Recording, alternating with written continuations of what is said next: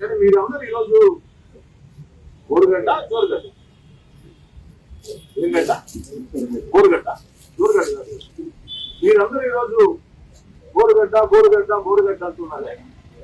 మరి జగన్మోహన్ రెడ్డి గారు ముఖ్యమంత్రిగా ఉన్నప్పుడే జగన్మోహన్ రెడ్డి గారి అండదండలు మీరు చెప్పి ఆయనకు ఉన్నప్పుడే నేను అధికారంగా దూరంగా జరిగిన తర్వాత నన్ను ఫోన్లో దారుణంగా చిక్కిన తర్వాత 3 రోజులకి ప్రకృతి దేవుడి స్క్రిప్ట్ ప్రకృతి 2 వారికి గుణపాఠం చెప్పే గుర్తుందా మర్చిపోయండి. మరి ప్రకృతి దేవుడు గుణపాఠం చెప్పారు.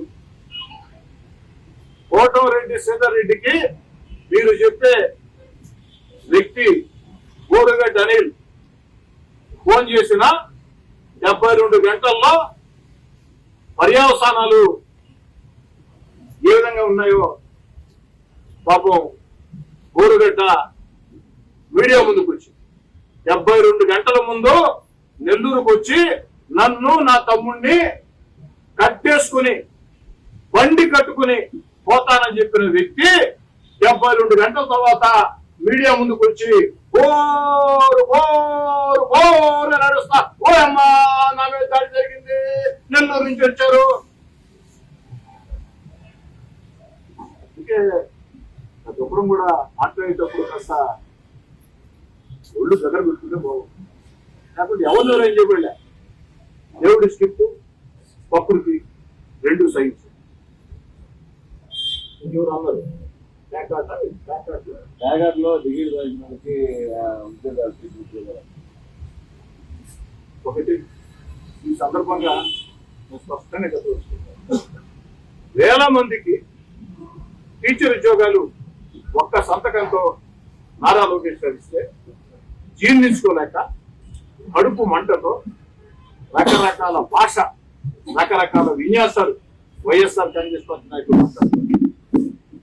వారి మాటల్ని వారి విజ్ఞతగా వదిలేస్తూ ప్రజలందరూ చూస్తూ ఉన్నారు అని తెలియజేస్తూ ఒక్క మాట చెప్పి ముగిస్తాను.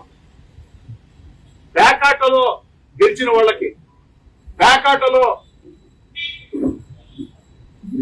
వాళ్ళకి టీచర్ ఉద్యోగం ఏ ఒక్కరికైనా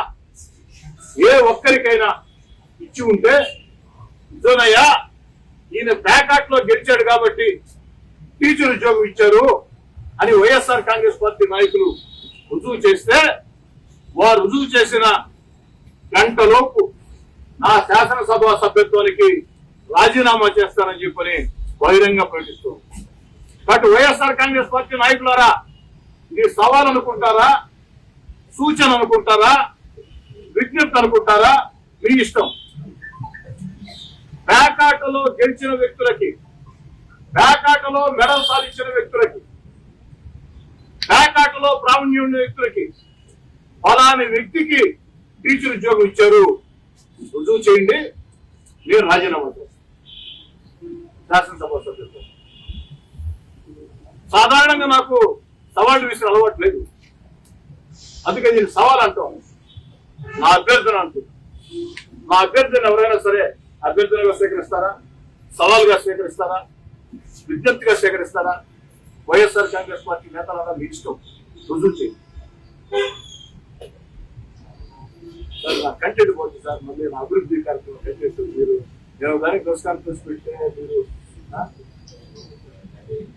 అంతేనా ఓకే సార్. ఒక్క మాట